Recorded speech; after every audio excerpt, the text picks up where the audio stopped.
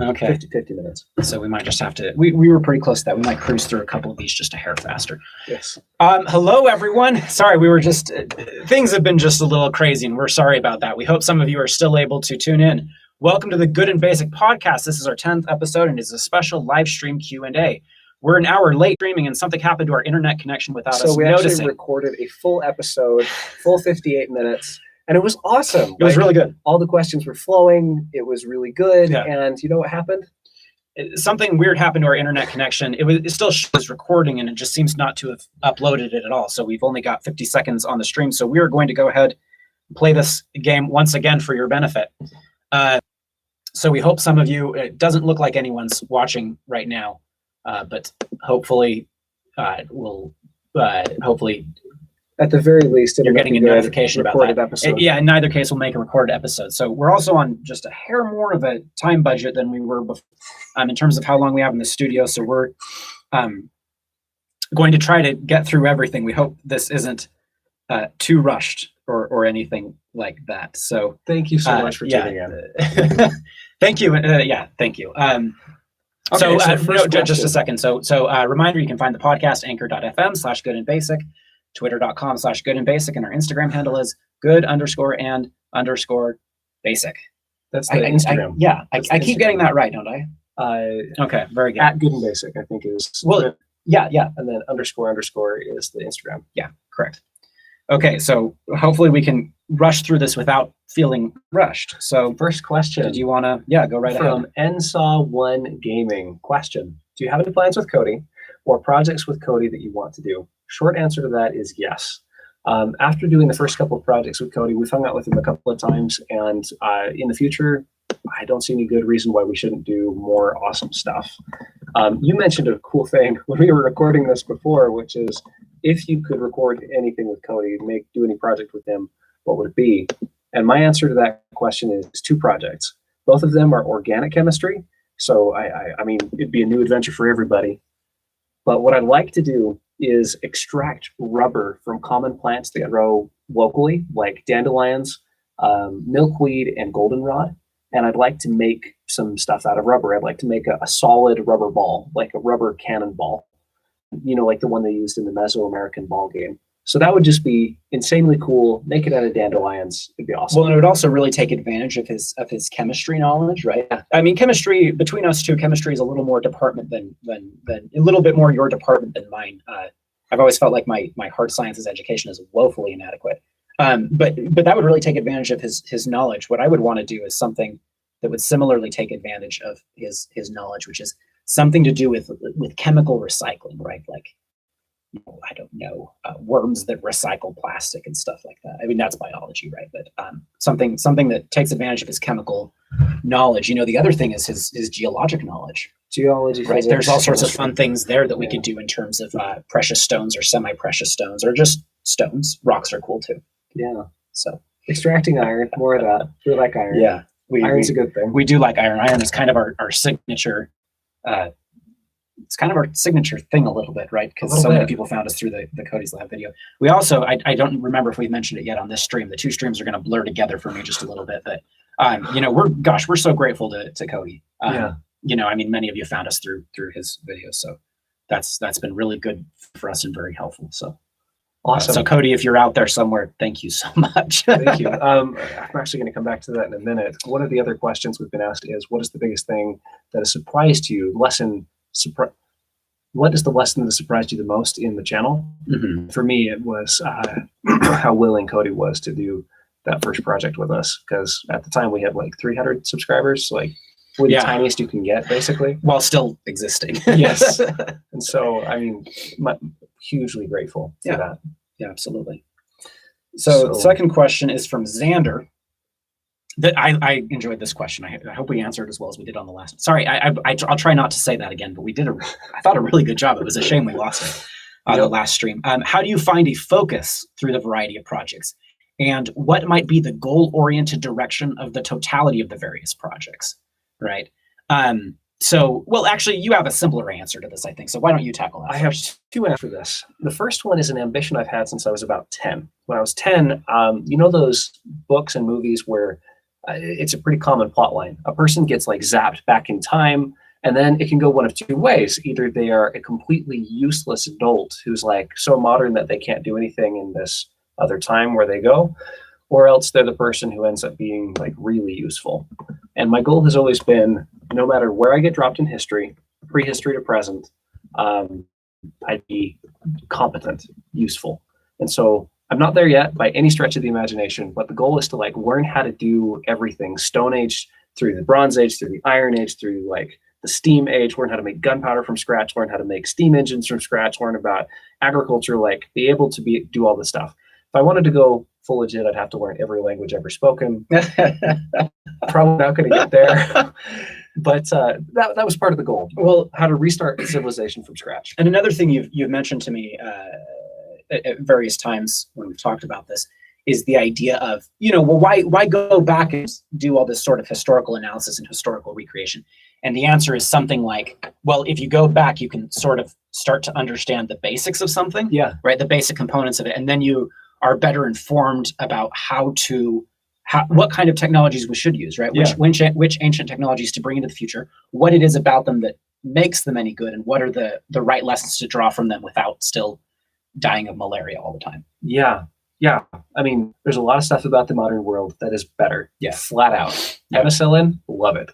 I snapped my femur into 3 pieces a couple of years ago.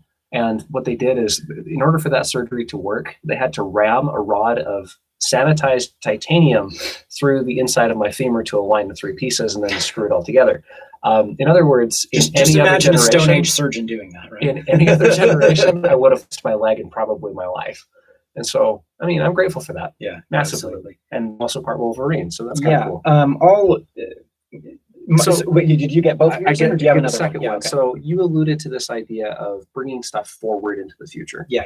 I am interested, not just, so it's kind of, as I've researched all this old stuff, all these old ways of doing things, how to do them primitive, how to do blacksmithing and textiles and all these things a little bit, I've started to get really interested in alternatives.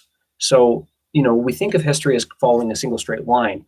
Actually, it follows more than one line. So in, let's say, Africa, they went through the Iron Age before the Bronze Age. So that's an interesting thing. You're like, oh, okay, so apparently you can skip this Bronze Age thing altogether because it's been done.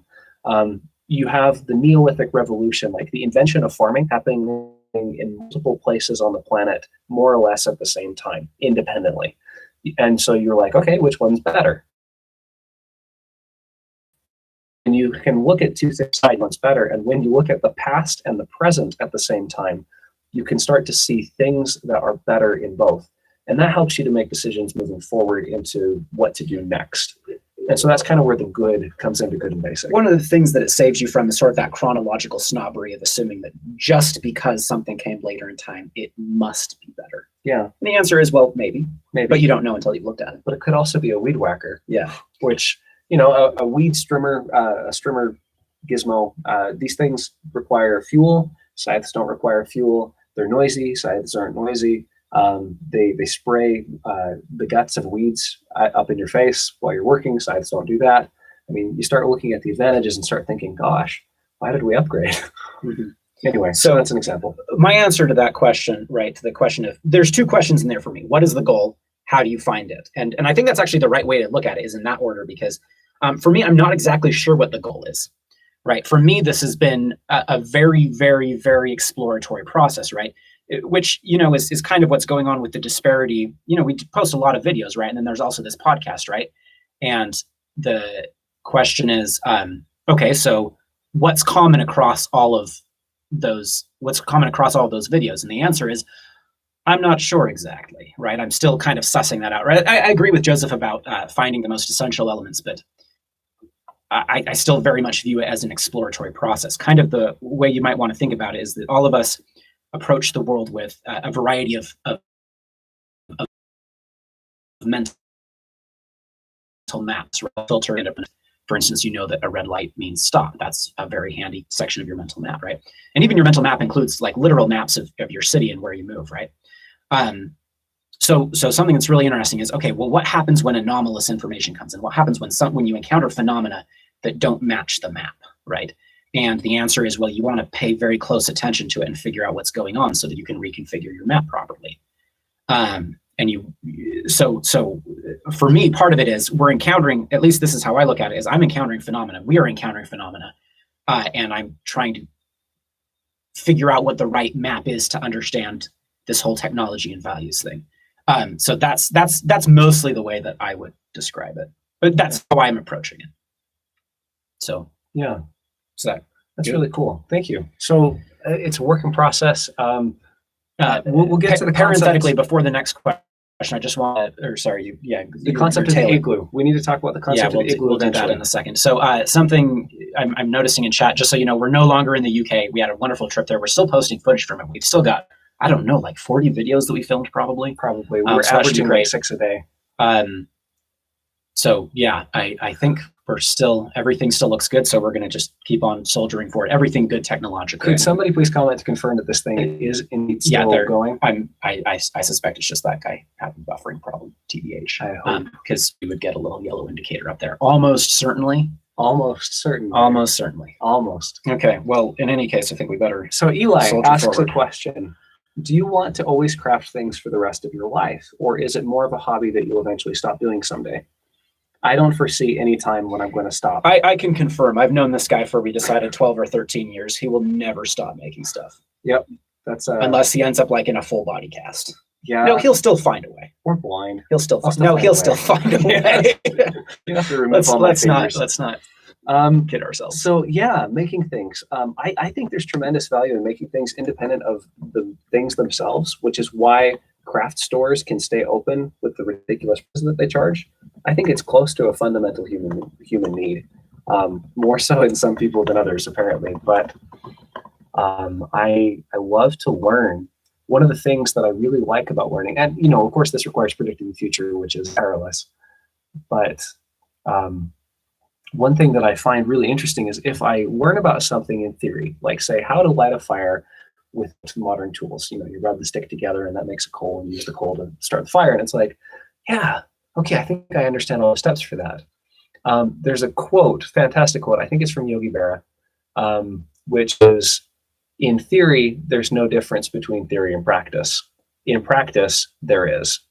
And this is a favorite of yours, right? Yeah, no, absolutely. I found it through Nassim Taleb. Anyway. Awesome. This idea that, you don't know how hard it is until you've tried it. And that really excites me. I'm really excited to learn about how to do these sorts of things. And so, I got to try it. I hear about this thing. I heard it just the other day about this fermented potato dish that they made in Peru called togosh, which apparently contains penicillin based on the way that it's fermented. Blew my mind. Now I need to try it to see, one, can I make it? Two, will it be horribly toxic if I make it? And three, will it actually have penicillin in it? In useful quantities. Yeah, well, and I was saying, I will definitely test that, right? Like antibiotics are ubiquitous enough now that I would feel okay infecting myself and testing out the bush. And then I would feel very, Cody would. Anyone who will lick, what are the metals he licks again? He had mercury in his mouth. Yeah, like heavy metals. Yeah. Okay. Anyone who will do that wouldn't. That's the next project we're doing with Cody, apparently. So that should be real fun. I can confirm, right? Like Joseph's going to keep on making stuff forever. For me, the question is a little bit more complex. I think I will always be doing whatever it is that we're doing on this channel, right? I see it in an exploratory way. I think I will always make things, but the way in which that happens or what that means to make things might shift. Not to backtrack too much, but I just wanted to parenthetically mention, somebody in the chat talked about how you're glad that our videos have some kind of deeper philosophic point, right? And that's huge. And I always want to be doing meaningful things that involve me and that are creative, right? Whether that means making a Neolithic sickle to harvest wheat, like Joseph did the other day, who knows? But fusing the practical and the theoretical, trying to understand what it all means and why it is good. Yeah, so good and basic. That's the core, and that's where we'll keep doing stuff like that. Absolutely. It's kind of it's a bottomless mine. So it's something that you could just continue to explore forever. Okay. So next question. Yeah, can I actually look at yours because mine's not loading properly? So let's do that. Okay, I'm going to hit the button, and then we'll see if mine loads too. Okay, Oh, yeah. question. Yes. There's no name for this one. Yeah, so the question is how we met, right? So we met in high school. We met when I was in my freshman year. He was in his sophomore year. We met at a little charter school in Utah called Paradigm High School, which was a really, really cool place. It was an incredible place. Like the way I kind of want to describe it is half temple of learning, playground of learning, and half warehouse. Well, we did spend the first 2 years taking class. We didn't have a building; we were in a warehouse, so it was a crazy, chaotic, very, very good time, very exploratory. To give you a sense of what classes were like, so it's a warehouse, right? It's this office, converted warehouse office space, because they didn't have a building yet, and they just barely gotten their charter from the state, and now we have like 200 students, brand new, tiny. And then you have cubicle dividers sectioning off classrooms, so you can always kind of hear what's going on in the class next door.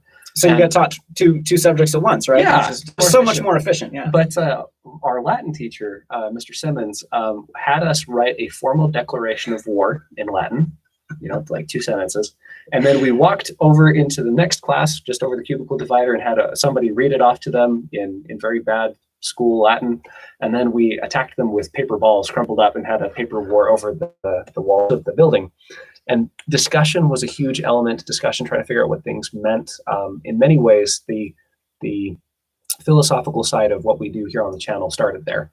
So that was cool. But actually, the way we became friends, we were sitting in biology class, and we would both open oranges. We met a little before that. We met a little before, but like, just kind of acquaintances.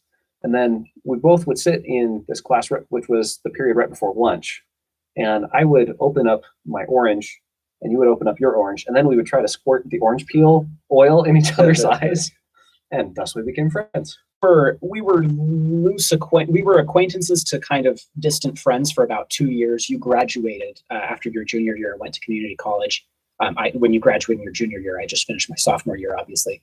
And it was kind of after that we really started picking up. Our friendship started becoming a lot closer. That's where there was a summer that we spent. Yeah, I think it was we set out. It must have been after my junior year and after you had already done a year of community college. That's the one. Where we ninja, elf, pirate, wizard. We set out to learn as much as we could and do as many awesome things. And to become ninja, pirate, elf, king, wizard. Front yard paving stones. Well, not my first time, but our first time together. Paving stones, trying to make an Anglo-Saxon mead hall. Yeah, using he was teaching at a Taekwondo studio at the time, so he was doing that. I was teaching myself kung fu forms from internet videos and books. So it was awesome. We didn't get nearly as much done. It was. I think, in some sense, you could say the genesis of the KX. Are you guys in Utah? Yes, we are. A basement garden. That's You're awesome. one to talk about there being too much done. That's awesome. That's really cool.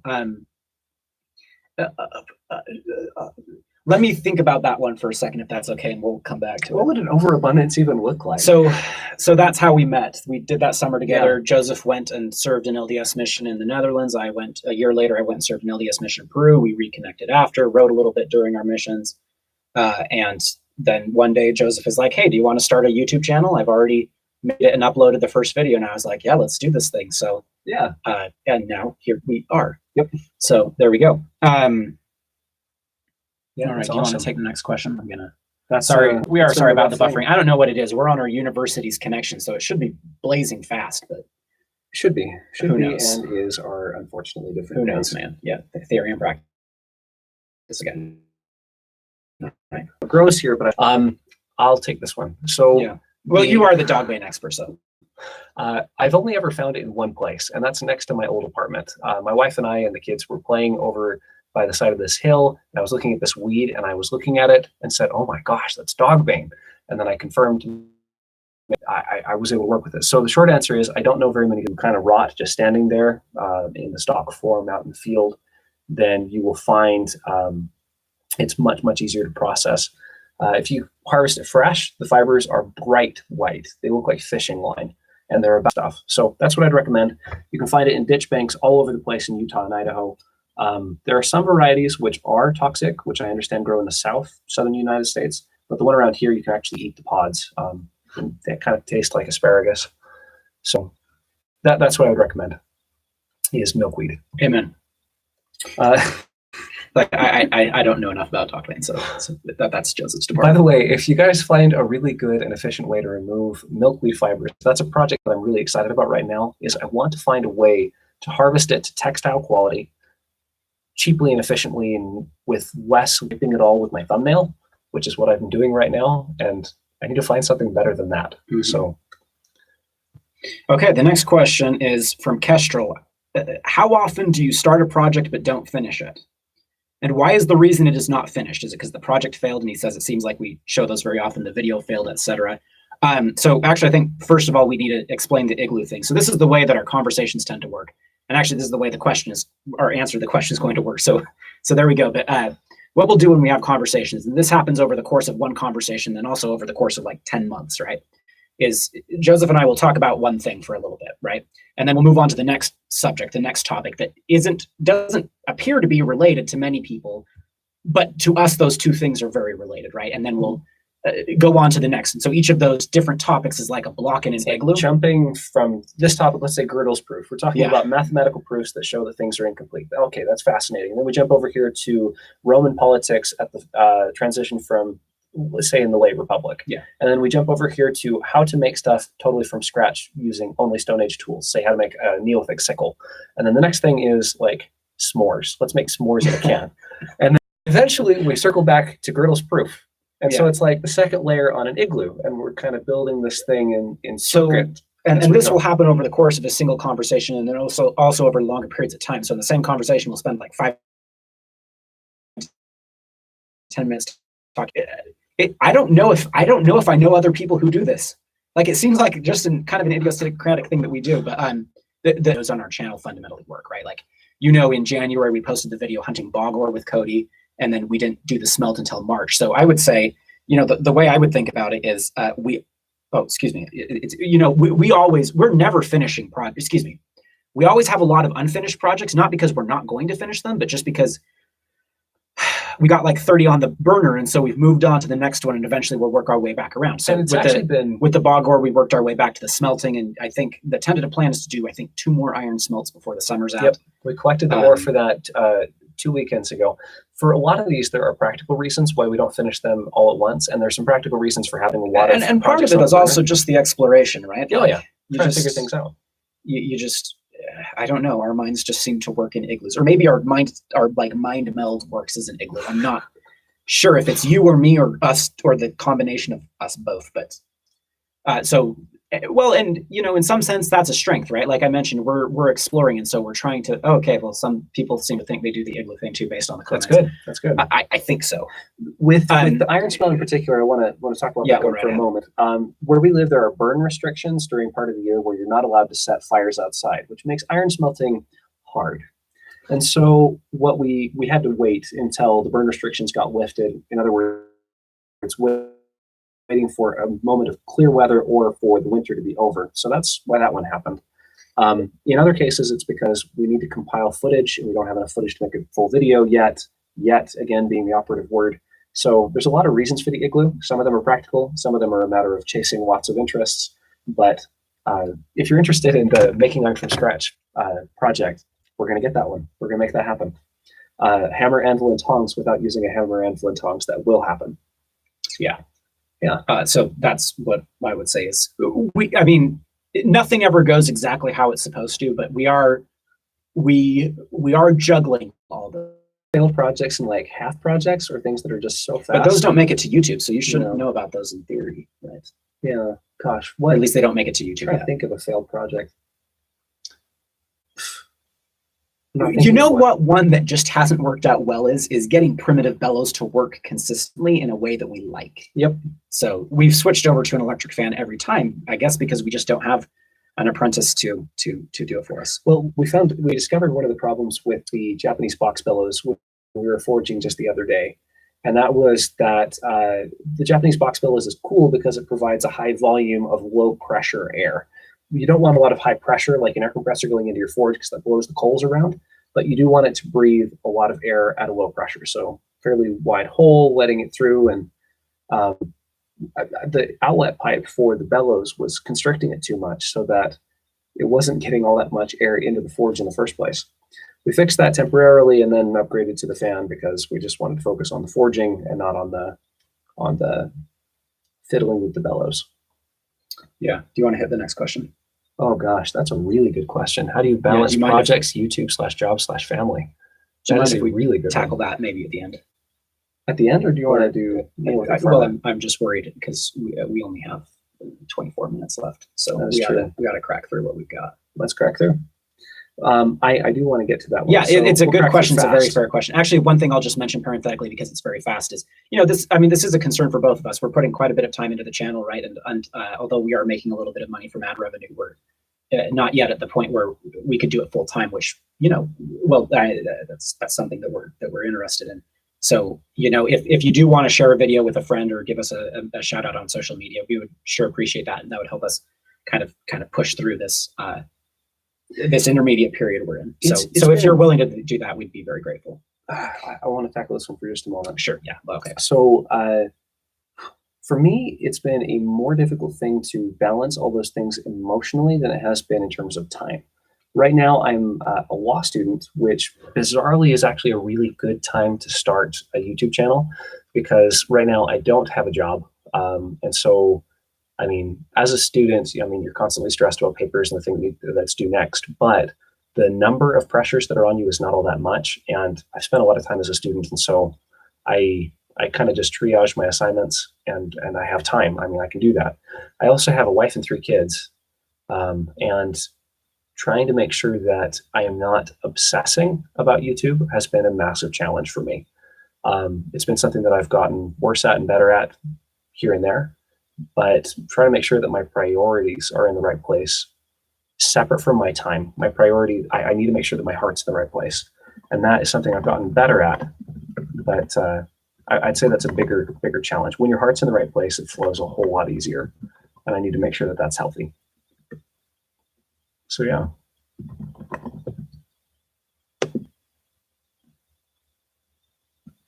Okay. All right. Do you want to read off the next question? Yes, I'll happily read off the next question. So this question is, what is the most unexpected lesson you have learned so far? Question by Kay Winter. Do you want to take it first? Yeah. The first thing that I think about is one of the things that I was surprised by. I think a little less than you were surprised by, but one of the things that I've been surprised by over the last 6 months has been how overwhelmingly positive the experience of running a YouTube channel has been in terms of interacting with you all in the comments, the reception, the way discussions in the comments have gone, so on and so forth. So that was something that was really interesting to me. Like, I know, and everybody knows that the internet can be a very nasty, unfriendly place from time to time. My master's thesis in English was actually about online trolling. And so, I know as much as anyone that there's no particular reason why an online environment would be friendly, right? And why you'd have a positive reception. So I would say I've been deeply grateful for the positive reception. And then also it's made me think, I wonder if there's a lesson here that we can apply to public discourses. Are there lessons from the comments in our YouTube videos that would teach us something about how public discourse could be less toxic and more helpful and productive for everybody? So well, that's not so much a lesson as a question, but the lesson is there's something here, and the question is, what's the something? So that's what I would say. Still pondering it. So thank you for the incredibly supportive response that you guys have offered. Thank you. Did you want to say anything about that question? Or? Yeah, I actually alluded to this before. The biggest single surprise lesson for me has been how willing Cody was to do that first collab with us. I'm so kind. That's the word. And quite generous, and I'm extremely grateful for that. We have a goal in the future to every year around that same time that he did the collab with us to celebrate Cody Day by doing a collab or shout outs with much smaller YouTubers. And I think that would be a cool thing to pass forward for basically forever. Yeah, absolutely. Okay, anything else you want to say on that, or are we ready for the next question? No, I think we're ready for the next question. Okay, so the next question is from John, and the question is, are you guys Mormon, and how did you guys meet? So we already answered the second half of that question, how we met. We are both members of the Church of Jesus Christ of Latter-day Saints, and I think it's already obvious we live in Utah. Both of us, well, I just graduated from Brigham Young University. You're still going to Brigham Young University.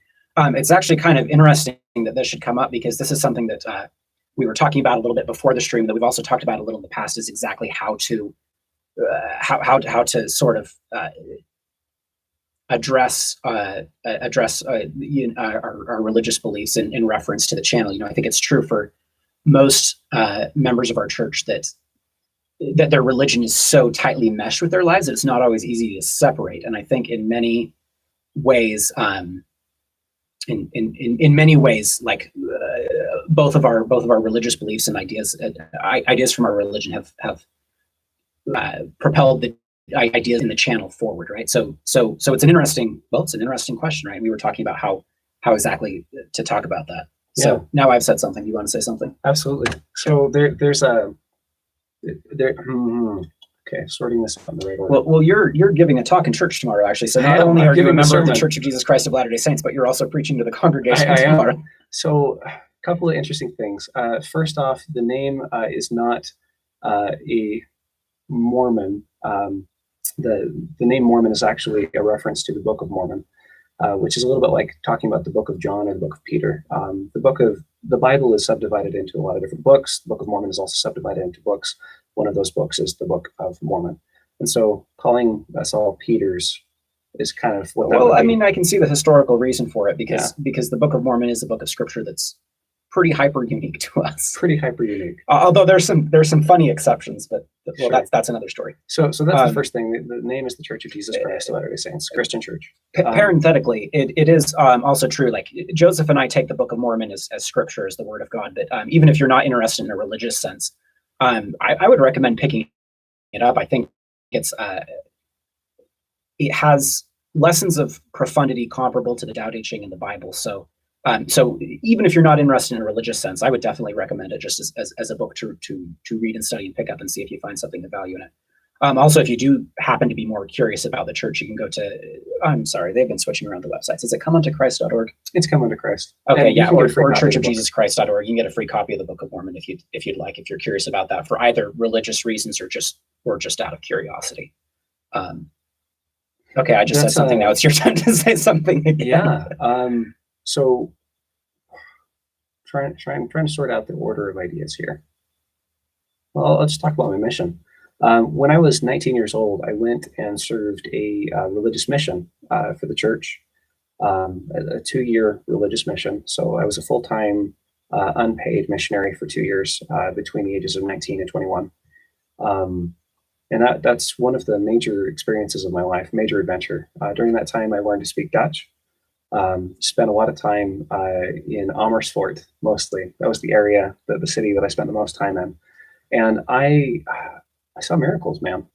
I got to work with a lot of really cool people. Basically, what missionaries do is they explain the church. So if someone is interested, they send these 19 and 21-year-old kids to go and explain the doctrines of the church and kind of explain what it is that we do. The short version of that is that if you want to learn about God, you need to talk to him yourself and have an individual relationship with God.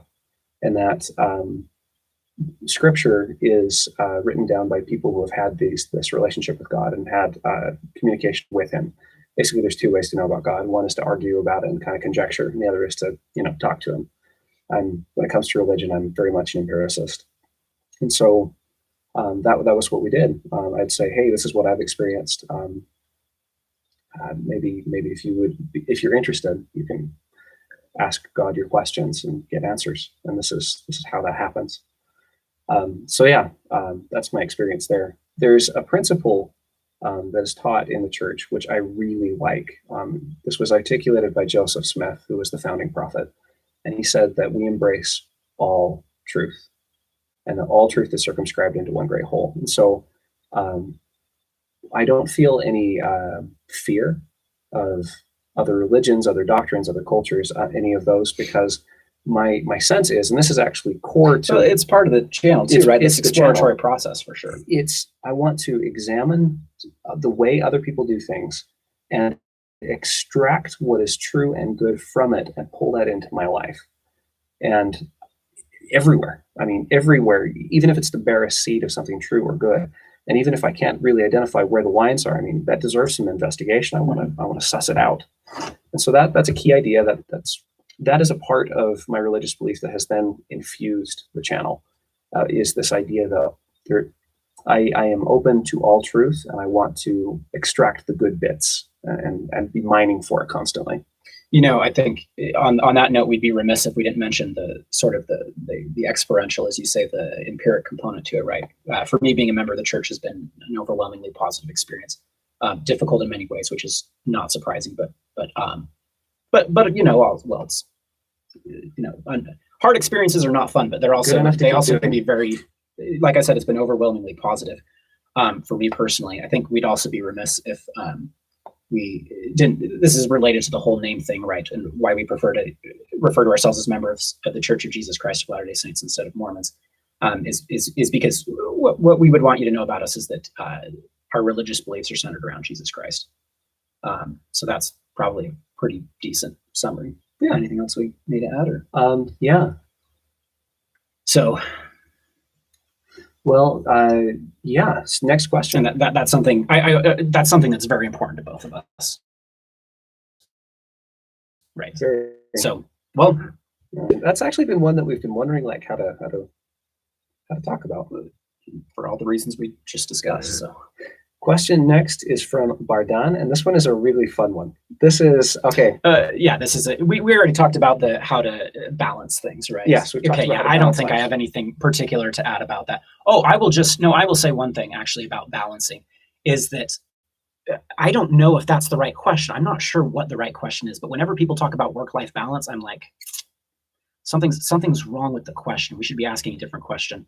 And I would say that my answer to that question, it's not an answer to that question, but it's an answer to whatever question I think should be asked, is you want to always pursue things that are worth pursuing and not pursue things that are not worth pursuing, which is hard. That's the process of a lifetime, right? Not wasting time and so on and so forth, but basically making quality decisions day after day after day. So anyway, sorry, this last question, this one's a doozy. We love this one. Oh, this one's good. So if you could live as one of these farmers in either of these time periods, 4 time periods coming up, which one would you find the most interesting to live as? Option 1, as a Neolithic farmer in Ireland. Option 2, as a Native American farmer in 1000 AD. 3, as a Roman farmer in 43 BC, when Julius Caesar is still in power, so 46 BC. And 4, as a Egyptian farmer in 2496 BC, roughly the same time specific the construction began. So my answer to this is quite fast. Number 2, I would choose to be a Native American farmer in 1000 AD. And here are my reasons. 1, it's super broad. So if you choose Native American farmer, I can choose where in the Native Americas. And anywhere from Tierra del Fuego all the way up to Canada. So yep, I can pick a spot. The second reason is I am amazed by Native American farming, particularly because of maize. And here we go. It will never stop now. So maize doesn't require threshing. Wheat does require threshing. Maize does not require beasts of burden. Wheat does require beasts of burden. In order to plow and do all that stuff, you kind of need your team of oxen. And so, like, in many senses, it's easier. Oh, and also you can grow like twice as much food in the same amount of land. So, I mean, to get by and be relatively independent and to feel comfortable, and also American fusion of agriculture with hunter-gathering, super common practice. They didn't raise animals for, like, livestock is not a thing in most of America. You've got like a few types of ducks, there's turkeys, and then llamas if you go all the way to South America. But generally speaking, no. But what you do is you set up your cornfield, and then you have a couple of kids with bows and arrows waiting in the cornfield, and then when things come to munch on the corn, you munch on the things. And so I really like that. It's kind of a cool thing, and the personal freedom and autonomy. I love that as well. Yeah. Parenthetically, I'm just going to jump in before I answer about Discord. I don't know very much about Discord, but I'm curious to look into it. What my understanding is it's sort of like I've heard it described as like a Reddit, but just for your community. So we'll look into it. We're speaking of work-life balance, right? We're figuring out all those things. So I'm trying to figure out Instagram right now. Yeah. So good time. Anyway, And parenthetically, again, as we work through that whole process, if you do feel like you could give us some kind of social media shout out, gosh, we would sure appreciate that. It's kind of hard to figure out how to advertise because our brand is so varied that it's like we're doing so many things, right? That word of mouth is probably going to be the best thing. That hey, word of mouth seems like as good a way as any, right? Oh yeah, sorry, I can't see that question. Do you mind if for some reason my phone's just not behaving, right? So my answer is the same, kind of, right? Native American farmer in 1000 AD. The main reason why I would be so curious about that as a farmer is because my understanding about the Americas is that between the diseases that Europeans brought over, the lack of written records that survived, or in some cases any written records at all, and then also the fact that particularly in South America, right, the jungle just swallows these cities, swallows these ruins, right? It's very hard to figure out what was going on in the Americas 1,000 years ago. It's very hard, right? And so I would be really curious to do that Native American farming thing, because my question would be something like, okay, well, what's going on, right? I can get access to that information in a way that, we don't have access to what Native Americans were doing 1,000 years ago or 2,000 years ago or 3,000 years ago in the same way that, 1,000 years ago, we know what the Romans weren't there 1,000 years ago. 1,500, 2,000 years ago, we know what the Romans were doing, right? Like I can get a letter I can find a letter from a Roman farmer, right, and figure out what's going on in his life. But I'm not aware of any way that you can do that in the Native Americas. The archaeology, the history, and then even the genetics are just too scrambled, right? It really is like, the Americas in some sense are like really a lost continent, because even though we're here, like we just don't really know as well as we do in Europe, for example, what happened. And it's harder to figure out. Pure curiosity. Pure curiosity. Yeah. I'm going to cheat a little bit on the other two. I'm really curious about the Roman one and the Egyptian one for different reasons, right? The Roman one, because, there's a lot of comparisons between Rome and the United States. And I think in some ways those comparisons are helpful and some they're not. I think you put it really well when you said, when people make that comparison, it makes me think I don't understand what Rome is and I don't understand what the United States is, which I think is a really good answer. But I think that there's also a helpful and productive way to approach that question. So I'd be really curious to be there in 53 BC and be able to watch it all and kind of drink it in and experience it and figure out what was going on socially and politically. For the Egyptians, I'm kind of fascinated by the Egyptians, not so much because of their farming techniques, although that's cool too, but because the Egyptians are an excellent example of a hieratic civilization, which is a civilization that's centered around the temple and the combination of myth and ritual that you find in temples. And I'm fascinated by ancient temples. So fascinated.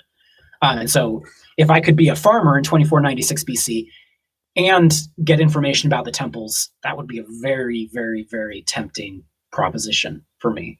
Right. And one thing we were mentioning in the other stream is that it's hard for people to realize like how old Egypt is. Yeah. Right. I think the idea is that we're